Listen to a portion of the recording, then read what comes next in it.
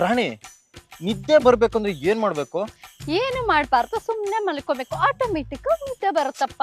ಹಂಗಲ್ಲ ರಾಣಿ, ಕೆಲವ್ರಿಗೆ ಹೊಟ್ಟೆ ತುಂಬಾ ಗಡತ್ತ ತಿಂದ್ರೆ ನಿದ್ದೆ ಬರುತ್ತೆ, ಇನ್ ಕೆಲವ್ರಿಗೆ ಬುಕ್ ಓದ್ತಾ ನಿದ್ದೆ ಬರುತ್ತೆ. ಕರೆಕ್ಟ್ ಕಣೋ, ನಾನು ಅಷ್ಟೇ, ಬುಕ್ ಓದ್ತಾ ಇದ್ರೆ ಸಾಕು ನಿದ್ದೆ ಹಂಗೆ ಬಂದ್ಬಿಡುತ್ತೆ. ಅದಕ್ಕೆಲ್ವ ರಾಣಿ 3 ವರ್ಷ ಡಿಗ್ರಿನ 6 ವರ್ಷ ನೀನು ಓದಿದ್ದು. ಏನ್ ಗೊತ್ತಾ, ಎಲ್ಲಾರು 3 ವರ್ಷ ಓದಿದ್ರೆ ನಾನು 6 ವರ್ಷ ಓದಿದ್ದೀನಿ. ನನ್ಗೆ ಹೆಮ್ಮೆ ಅನ್ಸುತ್ತ.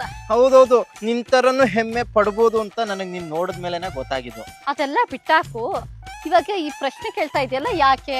ಯಾಕೆಂದ್ರೆ ನಂಗೆ ಈ ಸೆಕೆಗೆ ನಿದ್ದೆ ಮಾಡೋಕಲ್ಲ, ಕೂತ್ಕೊಳ್ಳೋಕ್ಕೂ ಆಗ್ತಾ ಇಲ್ಲ. ಹೌದಾ, ನಿನ್ಗೆ ನಿದ್ದೆ ಬರ್ದಿರೋ ತರ ಏನಾದ್ರೂ ಕಾಯಿಲೆ ಇದೆಯಾ?